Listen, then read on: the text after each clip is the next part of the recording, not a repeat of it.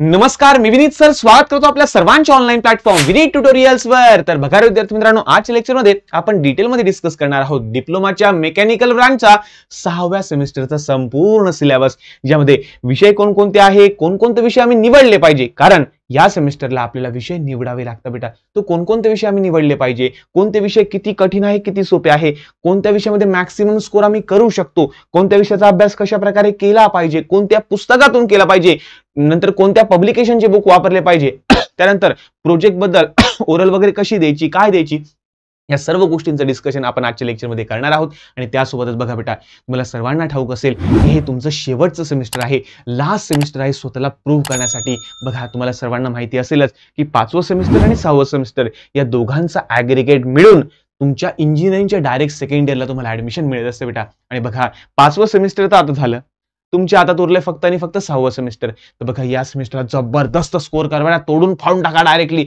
आतापर्यंतचा एवढा पर्सेंटेज तुमचे आले नसेल तर हाय पर्सेंटेज मारा बेटा, कारण जेणेकरून ॲग्रीगेट तुमचा बनेल। आणि बघा बेटा, तुम्हाला सर्वांना माहिती आहे पहिलेच आपली ब्रांच कोणती, मेकॅनिकल ब्रांच आहे, बरोबर आहे। बरे मायबाप ब्रांच आहे आपली, त्याच्याबद्दल डाऊट नाहीये, पण एक सांगतो बाळांनो की आपल्या ब्रांचमध्ये एक प्रॉब्लेम काय माहिती आहे का, की स्टार्टिंग सॅलरी एवढी मिळत नसते आपल्याला, बरोबर आहे ना। तर त्यामुळे आपल्याला थोडंसं त्रास होणार आहे, बरोबर आहे। त्यामुळे कॉलेज चांगलं असणं खूप खूप खूप जास्त गरजेचं आहे डायरेक्टली। जर तुम्हाला गव्हर्नमेंट जॉब कॉम्पिटिटिव्ह एक्झामचा स्टडी करायचा असेल, तुम्हाला गव्हर्नमेंट जॉब मध्ये जाण्याचं तुमचं स्वप्न असेल, तर 100% तुम्ही कोणतंही कॉलेज निवडू शकता। पण बघा, जर तुम्हाला असं वाटतं की नाही यार, मला गव्हर्नमेंट जॉब तुम्ही करेल, त्याची तयारी तुम्ही करेल, पण त्यासोबत मला चांगलं कॉलेज सुद्धा मिळालं पाहिजे, जेणेकरून जर समजा नाही गव्हर्नमेंट जॉब झाला तर ऍटलीस्ट प्रायव्हेट जॉब तर चांगला मिळेल।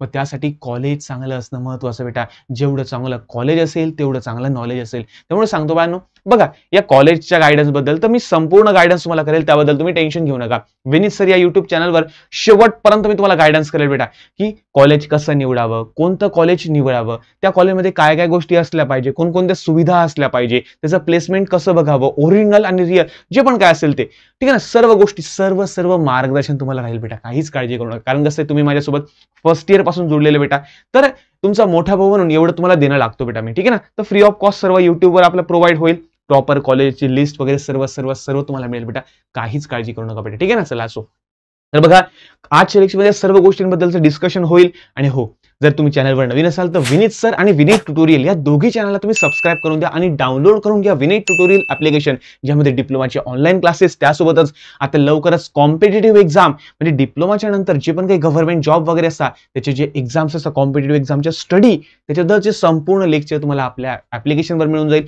इंजिनिअरिंगचे जे पण काही विषयाचे जे ऑनलाईन क्लासेस आहेत ते सुद्धा आपल्या ऍप्लिकेशनवर मिळून जाईल। सर्व one shot one stop solution for all the system, ठीक आहे ना। त्या सर्व सिस्टमसाठी, सिस्टम कोणती असो, तुम्ही गव्हर्नमेंट जॉब, प्रायव्हेट जॉब, सर्व मिळून जाईल बेटा तुम्हाला आपल्या ऍप्लिकेशनवर, ठीक आहे ना। चला मग सुरुवात करायचं आजच्या लेक्चरला। हो सर, ठीक आहे, चलो। तर बघा बेटा, तुम्हाला सर्वांना माहिती असेल की तुमचे विषय कोणकोणते आहे। बघा बेटा, लक्ष द्या।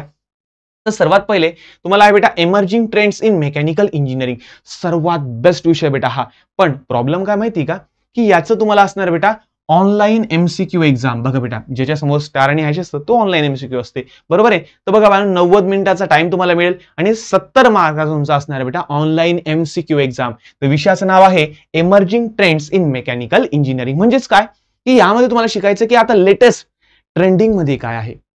म्हणजे समजा तुम्ही जर बघायला गेलं की प्रोसेस इंजिनिअरिंग, तर प्रोसेस होणाऱ्या लेटेस्ट टेक्नॉलॉजी कोणकोणत्या आहे। समजा आपण थर्मल पॉवर प्लांट घेतली, तर थर्मल पॉवर प्लांट मध्ये ऍडव्हान्स कोणकोणत्या गोष्टी, लेटेस्ट टेक्नॉलॉजी कोणकोणत्या आलेल्या आहे। त्यानंतर जेवढा पण काही ऑटोमोबाईल सेक्टर आहे, तर ऑटोमोबाईल सेक्टरमध्ये नवीन टेक्नॉलॉजी कोणकोणत्या डेव्हलप झालेल्या आहे, बरोबर आहे। त्याच्यावर तुम्हाला अभ्यास करायचा बेटा। अरे एकदम जबरदस्त विषय बेटा हा। बघा, पण विद्यार्थी काय करता माहिती आहे का, आणि यार मला असं वाटतं कुठे ना कुठे एमएसबीटीचा सुद्धा प्रॉब्लेम आहे यार। अरे यार, जो विषय तुम्हाला प्रॉपर दिला असला पाहिजे तो त्यांनी ऑनलाईन टाकून दिलाय। आणि मुलांचं कसं असतं माहिती आहे की ऑनलाईन एमसीक्यू असेल ना, तर विद्यार्थी त्याचा अभ्यासच करत नाही। पण खरा कामाचा विषय तुमचा हा आहे बेटा, कारण आता ऑटोमोबाईल सेक्टरमध्ये सध्या तुम्हाला माहिती ईव्ही, इलेक्ट्रिकल व्हेकल जबरदस्त ट्रेंड चालू आहे। मग याच्याबद्दल ईव्ही बद्दल तुम्हाला या ठिकाणी शिकायचं आहे। मग त्यानंतर इलेक्ट्रॉनिक वेगवेगळे सेन्सर कोणकोणते तर त्याच्याबद्दल तुम्हाला या शिकायचं आहे। नंतर मॅन्युफॅक्चरिंग प्रोसेसमध्ये नवीन समजा ज्या गोष्टी येतात, सीएनसी झालं, सीएनसी पेक्षा ऍडव्हान्स सीम झालं, नंतर कॅडेक्स वर कशा प्रकारे आपण करू शकतो, कॅडवर, नंतर सीम वर कॉम्प्युटर इंटिग्रेटेड मशीनिंग याच्यावर तुम्ही कशा प्रकारे करू शकतो, सॅप, ईआरपी हे जे सॉफ्टवेअर कसे वर्क करतात। म्हणजे सिंपल शॉर्ट सांगू का, की मेकॅनिकल इंजिनिअरिंगला कशा प्रकारे ऍडव्हान्स केले गेलेलं आहे, या सर्व गोष्टी तुम्ही शिकणार बेटा ह्या पहिल्या विषयामध्ये, emerging trends in mechanical engineering या सब्जेक्टमध्ये. तर हा तुमचा MCQचा पेपर असेल पूर्ण, आणि जास्त काही मला सांगायची गरज नाही, कारण तुम्ही थर्ड इयरला आहे, तुम्हाला सर्वांना समजतं बेटा की मग तुमचं सबमिशन काय, इंटरनल काय, फिंटरनल काय, सर्व तुम्हाला समजतं बाळांनो. तर मला जास्त काही सांगायची गरज नाही असं मला वाटतं, ठीक आहे ना. तर बघा, इंटरनल फिंटरनलचं काहीच नाहीये, फक्त काय 70 मार्काचा पेपर होईल आणि 30 मार्क तुमचं काय होईल, प्रॅक्टिकल होईल तुमचं, ठीक आहे ना. चला, सो बाकी असं काही विषय नाही, प्रॅक्टिकल असेसमेंट तुम्हाला सर्वांना माहिती असेल, जास्त काही सांगायची गरज नाही. 70-30चा तुमचा पॅटर्न असतो, बस, बाकी दुसरा काही इश्यू नाहीये. 30 मार्क तुमची युनिट टेस्ट होणार आहे, ऍव्हरेज तुमचं जाईल, पासिंग 28चं माहिती असेल. तर दुसरा विषय बेटा तुमचा इंडस्ट्रियल हायड्रोलिक्स अँड न्यूमॅटिक्स, त्याला म्हणतात IHP. तर IHP या विषयामध्ये तुम्हाला नेमकं काय काय शिकायचं बेटा. तर बघा बेटा, IHP मध्ये म्हणजे काय की बघा, तुम्हाला सर्वांना माहिती असेल, JCB वगैरे तुम्ही बघितलं असेल, किंवा आपल्या जेवढ्या पण काही मशीन्स वगैरे तुम्ही बघितलं असेल, त्याला व्हॉल्व्स असतात बेटा, जे हायड्रोलिकवर चालतात किंवा जे न्यूमॅटिकवर चालतात, बरोबर ना, बघितलं असेल ना बेटा तुम्ही. आता JCB आपलं चालतं बेटा हायड्रोलिक्सवर, किंवा समजा आपले तुम्ही ब्रेक पाहिला असेल, फ्रंट डिस्क ब्रेक वगैरे पाहिला असेल, तो सुद्धा चालतो बेटा हायड्रोलिकवर. मग हे हायड्रोलिकवर चालतं ना, मग ते चालतं कसं, मग ते ऍक्च्युएटर्स असतात, वेगवेगळे ऍक्च्युएटर्स असतात, वेगवेगळे व्हॉल्व्स असतात, त्यांचे काही सर्किट्स असतात, की समजा ज्यावेळेस आपण ब्रेक दाबला, मग हे ऑइल जातं जातं जातं जातं जातं, मग त्या ब्रेक सिलेंडरमध्ये जातं, मग त्या तिथं जो आपला ब्रेक शू असतो त्याला पुढे पुढे लोटतं, मग तो ब्रेक शू त्याला घासला जातो त्या लायनरला वगैरे. तर ह्या सर्व सिस्टीम नेमक्या कशा होतात, मग हे सर्किट कसं असतं, नंतर याचे व्हॉल्व मेकॅनिझम कसं असतं, वेगवेगळ्या प्रकारचे व्हॉल्व कोणकोणते आहे, त्या सर्व गोष्टी तुम्हाला IHP मध्ये शिकायचंय. आणि एक सांगतो बेटा तुम्हाला, एक गंमतच्या विषय सांगू तुम्हाला, याच्यामध्ये जर तुमचे 2 चॅप्टर पाठ झाले ना, तर उरलेले 2 चॅप्टर तुमचे ऑटोमॅटिक झाले, डायरेक्ट ऑटोमॅटिक. काहू सर, काही बी सांगताय सर, काही बी सांगता का, मजाक करता का आमच्याशी, नाही बेटा. कारण बघा बेटा, याच्यात तुम्हाला हायड्रोलिक्स आणि न्यूमॅटिक्स दोघांबद्दल शिकायचं बाळांनो. म्हणजे काय आता, तर बघा बाळांनो, जे सर्किट हायड्रोलिक्स मध्ये आहे तेच सेम सर्किट न्यूमॅटिक्स मध्ये आहे, फक्त फरक काय, हायड्रोलिक मध्ये ऑइल पास होतं आणि न्यूमॅटिक मध्ये कॉम्प्रेस एअर पास होते बेटा, बस. बाकी दोघांच्या डायग्राम मध्ये फरक नाहीये, दोघांच्या वर्किंग मध्ये फरक नाहीये, दोघांच्या कन्स्ट्रक्शन मध्ये फरक नाहीये, सर्व सेम. फक्त लिहिताना काय लिहायचं, Wien oil is passing through the circuit, म्हणजे हायड्रोलिक्स आलं की ऑइल पास करायचा, न्यूमॅटिक आलं Wien compress air passing through the circuit. फक्त बेटा एवढाच फरक आहे, की हायड्रोलिकचं आलं तर तुम्हाला ऑइल पास करायचंय, न्यूमॅटिकचं आलं तर कॉम्प्रेस एअर. बेटा 2 चॅप्टर पाठ करा, 2 चॅप्टर ऑटोमॅटिकली होऊन जाईल डायरेक्टली, सर्व ऍक्च्युएटर, व्हॉल्व, सर्किट सर्व सेम आहे बेटा. हे तुम्हाला कोणी सांगणार नाही पेपराच्या, बघा विषयाला समजून घ्या बेटा, एकदम सुंदर विषय डायरेक्टली. म्हणजे पहिलं युनिट तर सेम आहे, की हायड्रोलिक्स आणि न्यूमॅटिक मध्ये काय डिफरन्स आहे, दोघांमध्ये काय, एकदम सिंपल विषय, एकदम सिंपल, डायरेक्टली डोक्याला ताण घ्यायची गरज नाही, डायरेक्टली पहिल्या चॅप्टरचं एकदम बच्चा पाठ करून टाकेल. मग दुसरा तिसरा पासून थोडंसं ऍक्च्युएटर, व्हॉल्व वगैरेचे प्रकार सुरू होता. तर दुसरं आणि तिसरं चॅप्टर त्याला समजलं ना, त्याला चौथं पाचवं आरामात समजतं बेटा. का बरं, कारण दुसरं तिसरं जर हायड्रोलिक्सवर आहे तर चौथं पाचवं तुमचं न्यूमॅटिक्सवर आहे, आणि सेम आहे बेटा, पूर्ण डिट्टो सेम आहे, डॉट सेम आहे, डायरेक्टली डॉट, ठीक आहे ना. आता बघा बेटा, म्हणजे एकदम मजेदार विषय बेटा, एकदम एकदम सोपा विषय डायरेक्टली. फक्त तुम्हाला सर्किट पाठ करून जायचे, वर्किंग मनाने लिहायची, पूर्ण मनाने लिहायची बेटा, काहीच नाही, डोक्याला ताण घ्यायची, पूर्ण मनाने लिहायचं सर्व. फक्त डायग्राम, तुमच्या डायग्राम बरोबर तर मार्क आउट ऑफ काढू शकता, आउट ऑफ IHP मध्ये तुम्ही आउट ऑफ मिळवू शकता बेटा. फक्त काय, तुमचे सर्किट्स आणि तुमचे ऍक्च्युएटर आणि व्हॉल्वचे डायग्राम तुमच्या प्रॉपर असल्या पाहिजे. तर फक्त आहे ना, प्रॅक्टिस करा व्हॉल्वच्या डायग्रामची. वाटलं असं मी तुम्हाला सांगेल की प्रत्येक विषयाचा अभ्यास कसा कसा केला पाहिजे, ठीक आहे ना. तुम्ही कमेंट करा बेटा, की आम्हाला या विषयाबद्दल पाहिजे, तर नक्की तुम्हाला मी इन्फॉर्मेशन पोहोचवेल बेटा. पुढे बेटा तुमचं ऑटोमोबाईल इंजिनिअरिंग. मग ऑटोमोबाईल मध्ये बघा बेटा, तर सर्वात पहिले ऑटोमोबाईलचा लेआउट कसा असतो, त्याला फ्रेम असतं बघा, काही फ्रेमलेस असतात, काही फ्रेम असतात, काही ना चेसिस असतं, काही ना चेसिस मध्ये थोडंसं काही वेगवेगळे प्रकार असतात. मग चेसिस म्हणजे काय असतं, फ्रेम व्हेकल काय असतात, अनफ्रेम व्हेकल काय असतात, त्यानंतर ब्रेकिंग सिस्टीम कशी वर्क केली जाते, नंतर ब्रेकिंग सिस्टीम मध्ये सस्पेन्शन सिस्टीम कशी वर्क होते, मग टायर कशा प्रकारे अलाइन केले जातात आपल्या 4 व्हीलरचे, त्याच्यानंतर जर ब्रेकिंग सिस्टीम कशी असते, त्यानंतर स्टिअरिंग सिस्टीम कशी असते, आपले स्टिअरिंग असतं ना, स्टिअरिंग मेकॅनिझम, त्याचे वेगवेगळे प्रकार कोणकोणते आहे, त्यानंतर असे भरपूर सारे, म्हणजे गिअर बॉक्स कसा असतो, गिअर बॉक्सचे प्रकार कोणकोणते आहे, गिअर बॉक्स कशा प्रकारे वर्क करतो, सिंक्रोमेश आहे, कॉन्स्टंट मेश गिअर बॉक्स आहे, 2 पैकी 100% पडणार तुम्हाला. त्यानंतर नंतर भरपूर, म्हणजे ऑटोमोबाईल मध्ये सर्व जेवढ पण अलाइनमेंट असो. आणि हा एक ऑटोमोबाईल मध्ये एक पार्ट येतो बेटा, तो म्हणजे काय, की इलेक्ट्रॉनिक सर्किट. म्हणजे बघा, जे इलेक्ट्रॉनिक सेन्सर लावले जातात वेगवेगळे, ज्या इलेक्ट्रिकल वायरिंग फिरवल्या जातात, त्याचा सुद्धा एक चॅप्टर तुम्हाला ऑटोमोबाईल मध्ये शिकायचा बेटा. एकदम जबरदस्त असा विषय आहे बेटा, जर तुम्हाला भविष्यामध्ये ऑटोमोबाईल सेक्टरमध्ये जायचं असेल. कारण तुम्हाला सर्वांना माहिती असेल की सध्या आता EV इलेक्ट्रिकल व्हेकलला जबरदस्त डिमांड येते डायरेक्टली. इन फ्युचर भारतामध्ये भरपूर नव्या नव्या कंपनी लॉन्च होईल, मॅन्युफॅक्चरिंग सुद्धा आपल्या भारतामध्ये होईल. त्यावेळेस ऑटोमोबाईल सेक्टरमध्ये जबरदस्त स्कोप येऊ शकतो. काही टेन्शन नाही घ्यायचं. असं नाही की ऑटोमोबाईलमध्येच इंजिनिअरिंग झाले पाहिजे, असं काहीच नाही बेटा. जर मेकॅनिकल जरी असेल ना तर त्याला ऑटोमोबाईलमध्ये आरामात जॉब मिळू शकतो बेटा, काहीच प्रॉब्लेम नाहीये. ठीक आहे ना. तर ऑटोमोबाईलमध्ये तुम्हाला सर्व काही गोष्टी शिकायच्या आहे. गिअर बॉक्स, मग ते कशा प्रकारे पॉवर ट्रान्समिट होते, मग डिफरन्शियल काय काम करतं, मग नंतर स्टिअरिंगचे प्रकार कोणते, लेआउट कोणकोणत्या प्रकारचे असतात, सस्पेन्शन सिस्टीमचे प्रकार कोणकोणते असतात, नंतर व्हील कशा प्रकारे माउंट करतात, व्हीलचं अलाइनमेंट कसं असलं पाहिजे, मध्ये ज्या वायरिंग वगैरे फिरवल्या त्या कशा प्रकारे फिरवल्या जातात, सर्व सर्व सर्व तुम्हाला शिकायचं बेटा ऑटोमोबाईल इंजिनिअरिंग मध्ये. त्यानंतर बेटा आणि याचं पण तुम्हाला सेम 70चा पेपर असेल. आणि हे तुमचं 25 मार्काचं बघा, IHP आणि तुमचं ऑटोमोबाईल यांचं 25 मार्काचं तुमचं काय बेटा एक्सटर्नल प्रॅक्टिकल होईल बेटा. एक्सटर्नल काय प्रॅक्टिकल म्हणजे एक प्रकारची ओरल असतं बेटा. ते काय तुम्हाला माहिती आहे, ते प्रॅक्टिकलच्या नावावर लिहायला लावता आणि ओरल घेता बेटा तुमची, तर ओरल होणार आहे बेटा. ठीक आहे ना. चला असो. त्यानंतर industrial engineering and quality control. तर हे काय नेमका मॅटर काय, तर IEQ. अरे इतका सुंदर विषय, डायरेक्टली इतका सुंदर, अरे एकदम जबरदस्त विषय. मला हा सर्वात जास्त आवडणारा विषय. का बरोबर सर? जर तुम्हाला भविष्यामध्ये बिझनेस करायचा असेल ना बेटा, तर IEQ हा सब्जेक्ट खूप जास्त महत्वाचा डायरेक्टली. आणि यामध्ये तुम्हाला शिकायला मिळतं की ऍक्च्युअल इंडस्ट्री कशी चालते, इंडस्ट्री कशी चालली पाहिजे. म्हणजे बघा, कारण इंडस्ट्रियल इंजिनिअरिंग म्हणजे काय की इंडस्ट्री, तुम्ही समजा स्वतःला कंपनीचा मालक समजा आणि मग या विषयाचा अभ्यास करा बेटा. एकदम सोपा जाईल डायरेक्टली.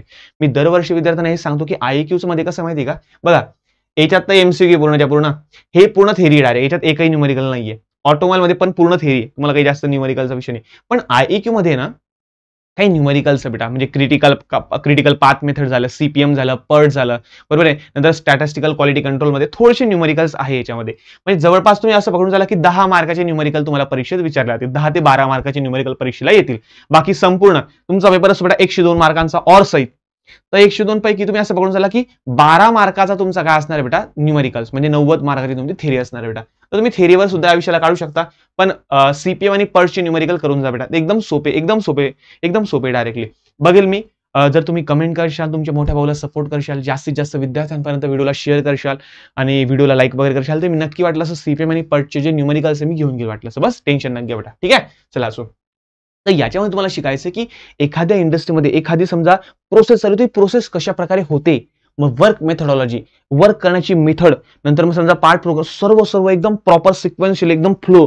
पहिले हे केलं पाहिजे, नंतर याच्यानंतर हे ऑपरेशन झालं पाहिजे, याच्यानंतर हे ऑपरेशन.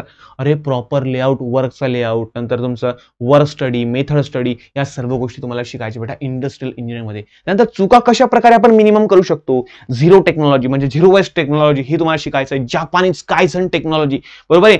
नंतर अशा भरपूर साऱ्या क्वालिटी सर्कल काय असतो, असे वेगवेगळे म्हणजे कंपनीमध्ये जे पण काही वर्कर्स असतात, एम्प्लॉईज असतात, त्यांची कॅपॅसिटी आपण कशा प्रकारे वाढवू शकतो काम करण्याची, त्यांचा एर्गोनॉमिक्स म्हणजे माणूस आणि मशीन या दोघांमध्ये नातं आपण कशा प्रकारे घट्ट करू शकतो. अरे इतका सुंदर विषय ना directly industrial engineering and quality control IEQ. एकदम सुंदर विषय डायरेक्टली. म्हणजे हा अभ्यास करा बेटा, याचा प्रॉपर अभ्यास करा. ठीक आहे ना. मी तुम्हाला बुक लिस्ट पण सांगतो की कोणत्या विषयासाठी कोणतं बुक्स तुम्हाला वापरायचं, सर्व सांगतो बेटा, काळजी करू नका, सर्व सांगेल. जोरदार विषयावर मजेदार विषय डायरेक्टली, एकदम जबरदस्त आहे. त्यानंतर बेटा CIM. आता बघा इलेक्टिव्ह, आता यापैकी तिघांपैकी तुम्हाला एक निवडावा लागतो. तर पहिले तुमचा कॉम्प्युटर इंटिग्रेटेड मॅन्युफॅक्चरिंग. हा विषय थोडा कॉम्प्लिकेटेड बेटा, म्हणजे कसं आहे रट्टा मारणारा विषय डायरेक्टली. म्हणजे तुमचं कॉम्प्युटर कॅड माहिती तुम्हाला, कॅड सॉफ्टवेअर, ऑटो कॅड वगैरे तुम्हाला माहिती असेल, तर कॉम्प्युटर एडेड ड्राफ्टिंग ही कशा प्रकारे केली जाते, कशा प्रकारे वर्क करते, नंतर कॉम्प्युटरद्वारे आपण या मशीनिंग प्रोसेसवर कशा प्रकारे लक्ष ठेवू शकतो. तर हे सर्व तुम्हाला शिकायचं बेटा CIM म्हणजे कॉम्प्युटर इंटिग्रेटेड मॅन्युफॅक्चरिंग या विषयामध्ये. तर थोडासा हा कॉम्प्लिकेटेड आहे. याचे बुक सुद्धा मार्केटमध्ये इतके असे प्रॉपर नाहीये. तर बघा मला असं वाटतं ह्याला अवॉइड करा थोडासा, कारण कसं आहे थोडंसं कॉम्प्लिकेटेड आहे, तुम्हाला डायरेक्ट रट्टाच मारणं आहे. आणि याच्यामध्ये ना थोडी स्कोरिंग कमी होते बेटा, स्कोरिंग कमी होते, त्यामुळे सांगतो याला निवडायचं नाही. त्यानंतर रिन्युएबल एनर्जी टेक्नॉलॉजी, याच्याबद्दल सांगू देतो. तर रिन्युएबल एनर्जी टेक्नॉलॉजी हा सुद्धा कम्प्लीट थेरी विषय बेटा, हा कम्प्लीट थेरी विषय. याला तुम्ही निवडू शकता, पण प्रॉब्लेम काय माहिती का, की याच्यामध्ये मार्क कमी होता बेटा, स्कोरिंग नाही होत. कारण रिन्युएबल एनर्जी टेक्नॉलॉजी तुम्हाला काय शिकायचं आहे, सोलर पॅनल कसं वर्क करतं, सोलर सिस्टीम कशी वर्क करते, नंतर वाइंड मिल, पवनचक्की माहिती ना तुम्हाला, ती कशा प्रकारे वर्क करते. नंतर मग समजा bio engine, biomass, biofuel, bio energy ह्या कशा प्रकारे असतात तुम्हाला माहिती आहे ना. त्या गोष्टी साचवल्या आता घाण वगैरे कचरा वगैरे जे असेल ते साचवलं आता त्याच्यापासून साठवून त्याच्यापासून तुमचं बायोगॅस वगैरे बनवतं. तुम्हाला माहिती आहे शेणापासून सुद्धा बायोगॅस वगैरे तयार केला जातो. नंतर म्हणजे बऱ्याचशा गोष्टी म्हणजे रिन्युएबल एनर्जी ज्या गोष्टी निसर्गातून मिळतात आपल्याला आणि पुन्हा जनरेट होऊ शकतात त्याचा वापर करून कशा प्रकारे आपण एनर्जी तयार करावी. तर सोपा विषय तसं जर बघायला गेलो ना तर सोपा आहे, पण स्कोरिंग नाही होत यार याच्यामध्ये. आता तुम्हाला महत्वाचं काय, स्कोरिंग महत्वाचं बेटा, कारण शेवटचं सेमिस्टर आहे तर स्कोरिंग महत्वाचं. तर हा याच्यात स्कोरिंग नाही होत बेटा, हा थोडा प्रॉब्लेमॅटिक विषय. सोपा आहे त्याच्याबद्दल डाऊट नाहीये, म्हणजे तुम्हाला फक्त लक्ष ठेवायचं आहे, डायग्राम काढायचं, त्याची कन्स्ट्रक्शन वर्किंग लिहायचंय, पण याच्यामध्ये पेपर पूर्ण लिहिला पण जात नाही आणि मार्क पण मिळत नाही बेटा. तर हा प्रॉब्लेमॅटिक विषय बेटा. आणि राहिला विषय आपला RAC, refrigeration and air conditioning, बरोबर आहे RAC. तर या विषयामध्ये स्कोरिंग होते बेटा, कारण याच्यामध्ये कसं आहे थोडे न्यूमरिकल्स बेटा, आणि जे न्यूमरिकल्स आहे याच्यामध्ये तुमचे जवळपास आता 14 ते 16 मार्कांचे न्यूमरिकल्स येतात बेटा, आणि सर्व 16 मार्काचे 16 मार्काचे न्यूमरिकल्स एकदमच सोपे. म्हणजे तुम्हाला सांगू का मी, एकदमच सोपे डायरेक्टली, एकदम लहान. म्हणजे तुम्ही जर समजा बघितलं असेल PR पॉवर इंजिनिअरिंग तुम्ही शिकला असाल ना, तर PR मध्ये जे न्यूमरिकल होते त्याच्यापेक्षा बी सोपे डायरेक्टली, एकदम सोपे डायरेक्टली. तर RAC हा विषय एकदम सोपा आहे, लिहायला सुद्धा सोपा आहे, समजायला सुद्धा सोपा आहे आणि मार्क पाडायला सुद्धा सोपा बेटा. तर मला असं वाटतं तुम्ही RAC निवडा. कसं आहे बरेचसे विद्यार्थी म्हणतात की सर RET निवडा, RET मध्ये थेरी मस्त आहे, पण बेटा थेरी मान्य आहे, पण मार्क नाही मिळत ना राव. येतं का लक्षात तुम्हाला, मार्क नाही मिळत, हा प्रॉब्लेम बेटा. पण RAC मध्ये कसं आहे मार्क पण जोरदार मिळतात, आउट ऑफ मार्क सुद्धा RAC मध्ये मिळालेले आहे विद्यार्थ्यांना, ते लक्षात ठेवा बेटा. RAC मध्ये आउट ऑफ मार्क मिळतातच.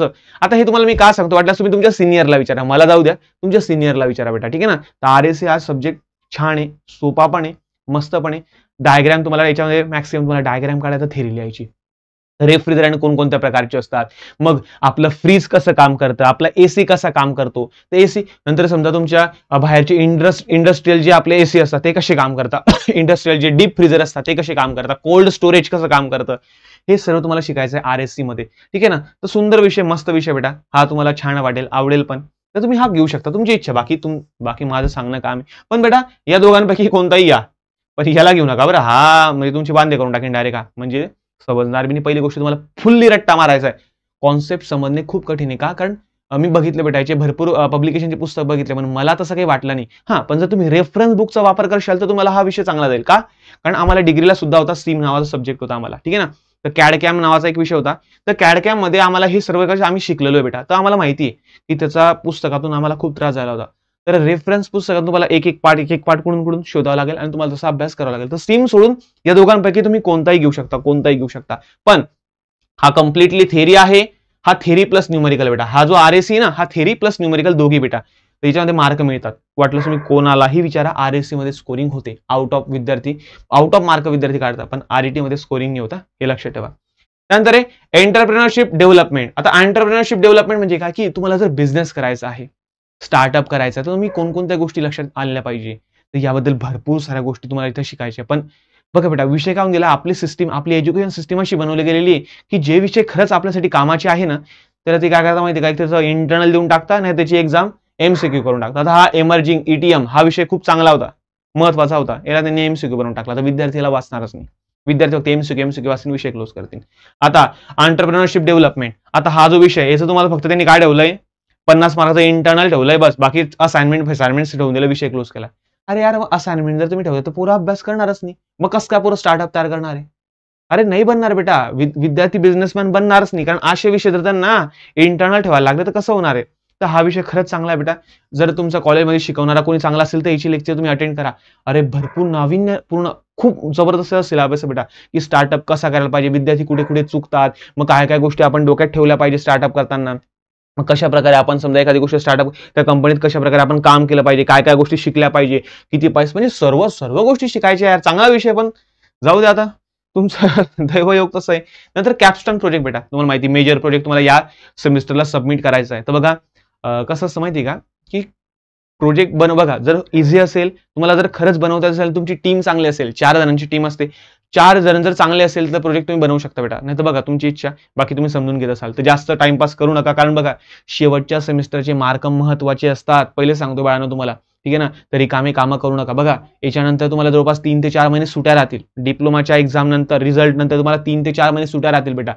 जेवढा मजा मारायची तेवढी मजा तुम्ही तेव्हा मारा बेटा. पण बेटा ह्या सेमिस्टरला प्रॉपर अभ्यास करा. असं नाही म्हणत मी की रोजच अभ्यास करा. बघा कॉलेजला एखादी दिवस समजा अॅन्युअल फंक्शन आहे, गॅदरिंग आहे, डेज आहे, डूज आहे, सर्व मजा करा तुम्ही, डिटेलमध्ये मजा करा बेटा. पण अभ्यासाच्या टायमाला अभ्यास करा बेटा. बस माझं एवढंच म्हणणं आहे.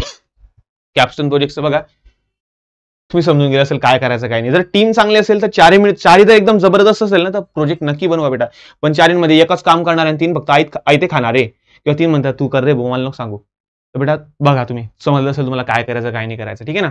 तर बघा बेटा आपलं ऍप्लिकेशन आहे विनीत ट्युटोरियल नावाचं. त्यावर RSC नावाचा हा जो सब्जेक्ट आहे तो डिटेलमध्ये रेकॉर्डेड अवेलेबल आहे. तुम्ही तो परचेस करू शकता. आणि IEQ industrial engineering and quality control सुद्धा अवेलेबल आहे. पण त्याचे एकदम जुने लेक्चर आहे माझे आणि तुम्ही काहीतरी फक्त 49 रुपयात 49 रुपीज मध्ये ठेवलेला आहे. पण माझे ते जुने लेक्चर आहे. बघा तुम्हाला जर आवडत असेल तर घ्या तुम्ही, नाही तर असं काही गरजेचं नाहीये. ठीक आहे ना. चला असो 49 रुपीजचा तो कोर्स आहे बेटा. तुमची इच्छा, तुम्हाला घ्यायचं असेल तर घ्या, नाही घेतला तरी सुद्धा चालेल. पण ते जुने लेक्चर मी पहिले सांगतोय. माझी ज्यावेळेस कोविड वगैरे होता ना त्यावेळेस मी ऑनलाईन घेतले होते लेक्चर. तर ते लेक्चर ते आहे एकदम जुने पुराणे आहे. तुमची इच्छा, तुम्हाला घ्यायचं तर घ्या, नाही घ्यायचं नका घ्या, काही प्रॉब्लेम नाही बेटा. ठीक आहे ना. चला असो तर मी टाकून दिले कारण बरेचसे विद्यार्थी मला बोलत होते की सर द्या सर, जसं असेल तसं आम्ही पाहून घेऊ सर, जसे असेल तसं द्या, ऍटलीस्ट काही ना काही तर समजेल ना मला. न समजल्यापेक्षा काहीतरी समजलेलं बरं म्हणून ते टाकून दिलंय मी. पण RSC प्रॉपर शूट चालू आहे बेटा. व्यवस्थित नवीन लेक्चर अपडेट होत आहे, व्यवस्थित लेक्चर आहे. हे नक्की याचा 100% तुम्हाला फायदा होईल याची गॅरंटी माझी बेटा. ठीक आहे ना. चला असो व्यवस्थित बघा, फायदा होईल बेटा. आणि हा जर तुम्हाला समजा कोर्स वगैरे परचेस करायचा असेल आमच्या कॉलिंग टीमला तुम्ही कॉन्टॅक्ट करू शकता. त्यांच्याकडून तुम्ही कोर्स वगैरे परचेस वगैरे करून घेऊ शकता. हे नंबर तुम्हाला दिलेले बेटा, हे वाटलं तुम्ही सेव्ह करून घ्या. तुम्हाला जे पण काही अडचण वगैरे असेल तुम्ही आमच्या कॉलिंग टीमला सांगू शकता की आमचं ऍप्लिकेशन लॉग इनचा प्रॉब्लेम आहे, हा प्रॉब्लेम आहे, जे पण काय असेल ते आमची टीम तुम्हाला सॉल्व्ह करून देईल बेटा. ठीक आहे ना. नंबर वाटला असं मी एकदा पुन्हा साईडला सरकून जातो जेणेकरून नंबरचा स्क्रीनशॉट वगैरे तुम्ही घेऊ शकता बेटा. ठीक आहे ना. चला असो आय होप सो आजचं लेक्चर तुम्हाला थोडा फायदा झाला असेल. अजून काही तुम्हाला इन्फॉर्मेशन वगैरे लागत असेल ना तर नक्की मला सांगा, कमेंट बॉक्समध्ये लिहा बेटा. आणि हो आपलं ऍप्लिकेशन आहे, तुमचे जर कोणी भाऊ बहीण मित्रमैत्रिणी असेल तर नक्की त्यांना सांगा. कारण फर्स्ट इयर, सेकंड इयर आणि थर्ड इयर जवळपास फर्स्ट इयरचे ऑल ब्रांचचे लेक्चर आपल्या ऍप्लिकेशनवर अवेलेबल झालेले आहे. सेकंड इयरचे आहे, थर्ड इयरचे आहे, कोणाची बॅकलॉग वगैरे असेल, जे पण काय असेल देव करून तर लागायला तर नको पाहिजे तुमचे बॅकलॉग वगैरे, चांगले मार्क यायलाच पाहिजे तुमचे डायरेक्टली.